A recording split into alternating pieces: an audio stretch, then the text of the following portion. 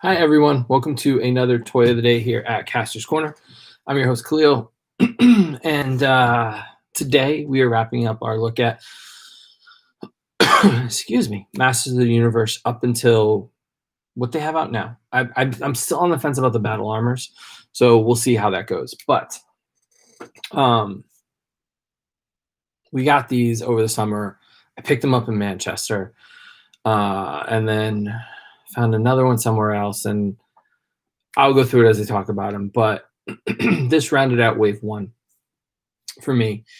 And I want to say it was a relief, kind of a little bit, just to be able to do it, considering wave two was so hard, or wave two and three. I don't know. It was kind of murky as far as what wave two was. And we got Scareglow, we got Manny Faces and all that. But the first wave really rounded out the core of what the Masters line was as a kid. And like I said a couple of days ago when I did He-Man, Masters was the first line for me. I remember looking at the back of the package in the Stratford Bradleys with my mom and her saying, "Look, we got the last one on the back of the package." Surprisingly, I don't remember who. I think it was Teela. I remember getting a figure then and saying, "Oh, look, we have everybody. We're done." And it instilled in me the idea that we had to get everything included. Excuse me. There's some water. So, yeah. So I'm 35, 40 years later, back to collecting He-Man again, and it's definitely nostalgia. These definitely did bring back nostalgia.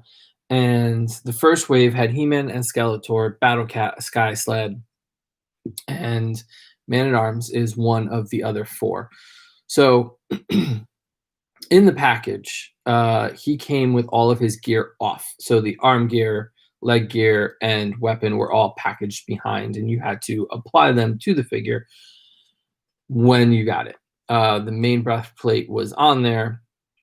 It's attached with the standard thing that we saw in Skeletor the other day, standard kind of clips here, so you can tighten it if you need to, if it's too loose for you. Now, these straps here are connected kind of just like a groove, just kind of slide it in and it kind of clips. The problem is I worry about them stretching. And I'm sure this was a problem in the old line too. I don't really remember. I think my Man-at-Arms went without his gear for the most part growing up. But yeah, so just got to be careful. When I actually do put these away, I usually take these off, just because if they stretch out too much, it'll ruin the plastic. It'll put too much pressure on it, and then it won't stay on. So if I'm not going to be displaying these guys, if I'm not going to have them out for pictures and things, this gear will be off of him. But I think it's the difference here is the original 80s one did not have a mustache, and it always drove me nuts because in the cartoon he had a mustache. And so it's really nice to see they didn't try to nod to the original. They gave him his mustache, which makes me a very happy 4-year-old. From when I first got my He-Man. The green is really bright and vibrant. I know it's hard to see with the light on him, but if I pull it back a little bit, you can see it's a really bright, vibrant green, set off by the orange. And he's a standout for the line. He definitely is. And he's, second in command. He's the other big guy.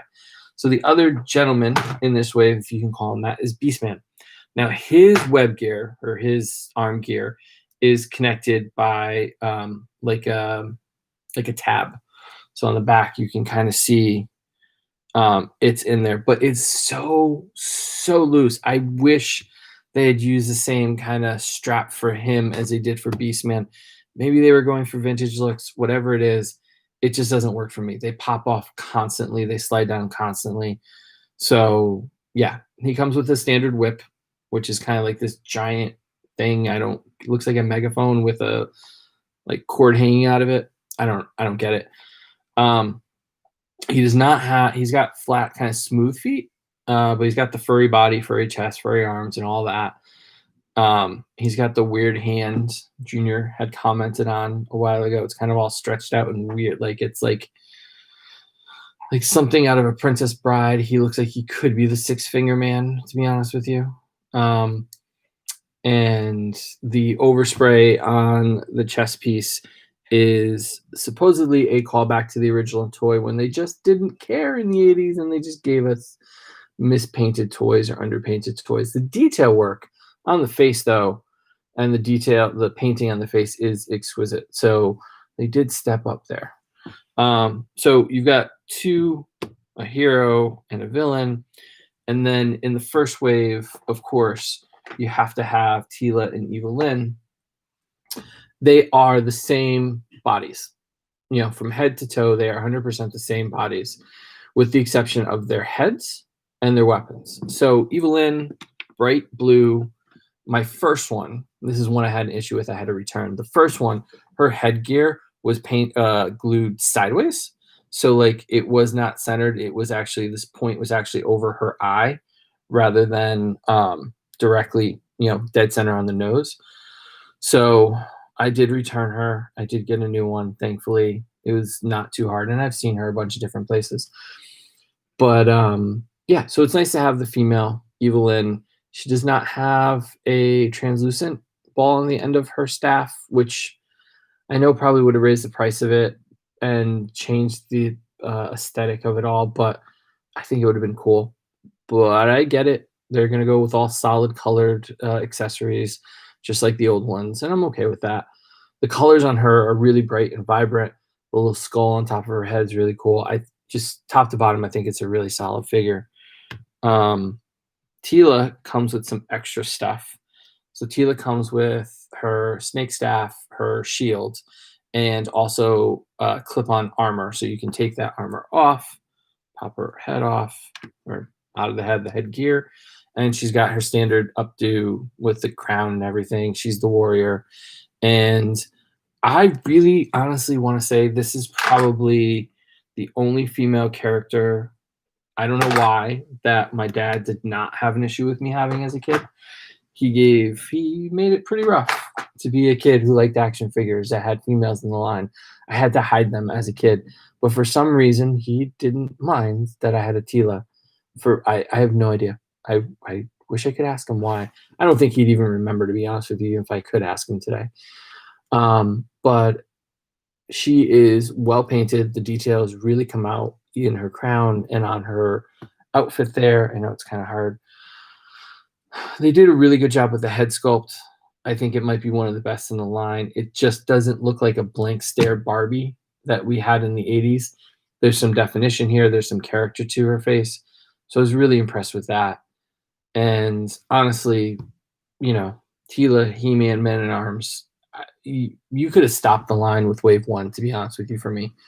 If you had given me both cats and these 6 figures, I could have been done. I didn't need Orko. I didn't need all the extras. I'm going to buy some of them. Okay, I take that back. Stratos. I need a Stratos. Other than that, I want to say I didn't need much more than that. This could have been a very small encapsulated line. And I know they're going to expand it, and I know they're going to kind of move along and, probably try to give us all the original characters, and then they're going to branch out to the new cartoon, and then they're going to do their ultimates or whatever they're calling it line too. And I'll be in for some of it, but for the most part, I think they have successfully given me what I need as a Masters of the Universe collector. And having the original Point Dread and Castle Grayskull, it makes it a little easier not to go so far in, because these will fit with those. So yeah, I think they, knocked it out of the park with their first wave, so much so that it made it hard for me to kind of continue or need to continue. But having these guys, but I'll get a Ram Man, I'll get Stratos, I'll get Merman. No, I have Merman. I'm losing track. Fisto and Jitsu and all the other ones, Clawful and all that. But for the most part, Mechanic, I can go on and on and on, I guess. I really do believe that this kind of made it easy for me to kind of jump in and then, pick and choose, cherry pick whatever I want. So yeah. So that's it for day 36. We're entering into week 6. Week 6.